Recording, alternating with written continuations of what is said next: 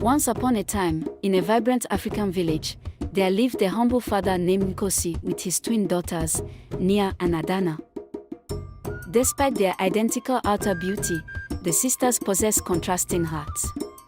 Nia, the elder, was vain, self-centered, and unkind, while Adana, the younger, was known for her love, patience, kindness, and devotion to God.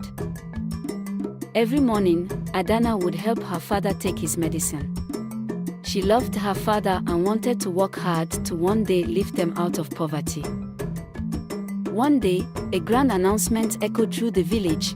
The king declared a grand party to find a queen.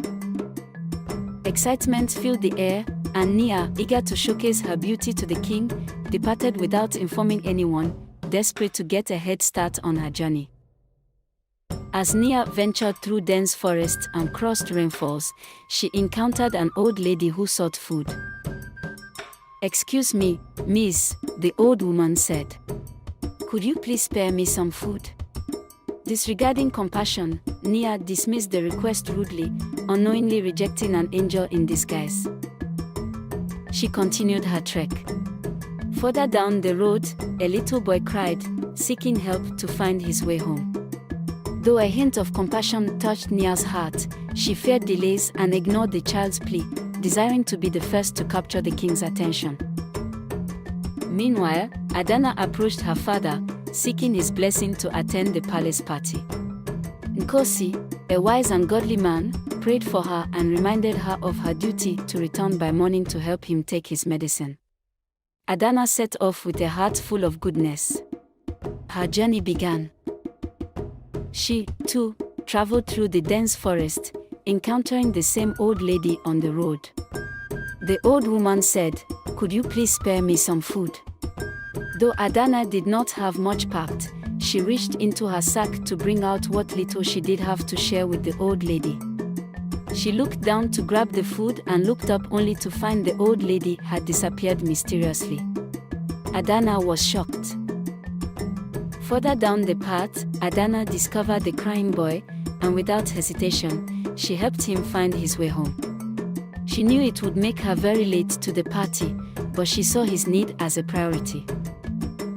She helped the little boy find his way home. It turned out the boy was a direct descendant of the king's grandfather. News arrived at the palace before Adana did. The king's cousin, the mother of the small child, told the king what she had done. She even gave her beautiful clothes to try on for the party. The palace was astounded by Adana's compassion, and the king, intrigued by her inner beauty, invited her to the place of honor, a table with dignitaries and very wealthy people. Nia spotted her sister and was amazed. While Adana enjoyed the festivities, Nia, desperate to regain attention, approached the table of dignitaries. She explained that she was Adana's sister, and there was no denying it because of their uncanny facial similarities. The king allowed her to sit, but her attempts to impress fell flat in comparison to Adana's genuine warmth. As the night progressed, the king, drawn to Adana's character and completely ignoring Nia, asked her to step outside for a private conversation. Nia watched in shock as the two left the table. Nia, frustrated and jealous, decided to go home. The two talked for an hour. It was as though they had been best friends their entire lives. They shared thoughts and dreams under the moonlight, and the king, captivated by her heart, fell deeply in love. Just as the king was about to make his feelings known, his mother interrupted, fearing he had been away from his own celebration for too long. The king said he would be back. Adana waited and waited until she knew she would have to leave. She knew her commitment to her father could not wait for the king for fear she would not get to her father in time to give her father his medicine. She rushed off, feeling bad that she could not tell the king goodbye. The king kept trying to get back to Adana, but every attempt fell short as his mother was trying to introduce him to all possible suitors. His mom took this part very seriously, as her son could not keep the throne much longer without having a wife. It was only a temporary arrangement that allowed him to take the throne after short notice when his father passed. When the king finally returned outside, Adana was gone. The king's heart sank. Though they had only met for a while, the king had fallen in love. In the following days, the king couldn't forget Adana's kindness. He kept thinking about her. Determined to find her, he embarked on a quest to discover the woman who had captured his heart. Meanwhile, Adana couldn't stop thinking about the king, for she too had fallen in love. She, however, was sure the king's mother helped him find a queen in all the time they had left that day. That, however, was not true. The king was on a quest to find his queen. He went to every home in the kingdom. Upon reaching the twins' humble home, Nia noticed. She knew the king was looking for his sister and came up with a plan. She went outside to meet the king while her sister was away. Hungry for power, disguised herself as her sister and without hesitation, the king proposed. Nia, pretending to be Adana, eagerly accepted the king's proposal. The father heard the news and was so happy. He jumped for joy. The neighbors heard and were also very happy. News of the king's decision reached Adana, who was in the fields at the time. A little boy from the village heard the good news and went to tell Adana. Adana often helped this little boy with his reading. Adana was shocked. She returned home to find her sister basking in the glory of being chosen.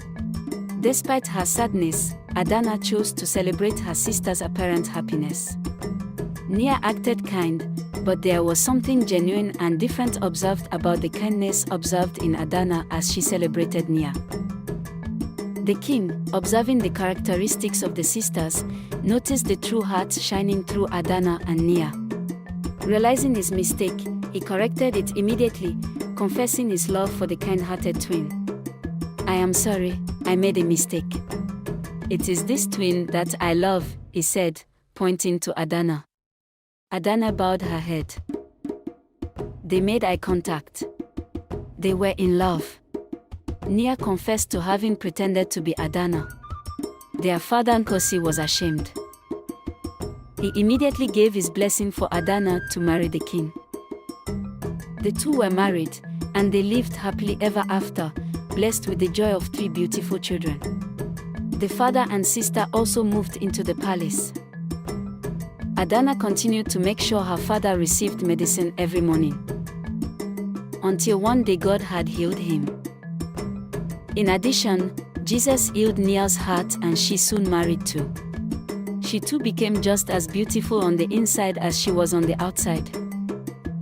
Reflecting on the journey, the king remembered the words from the Bible, "Charm is deceptive, and beauty is fleeting, but a woman who fears the Lord is to be praised." Adana's fear of the Lord, her kindness, and her genuine heart had earned her the ultimate praise and a happily ever after with her beloved king.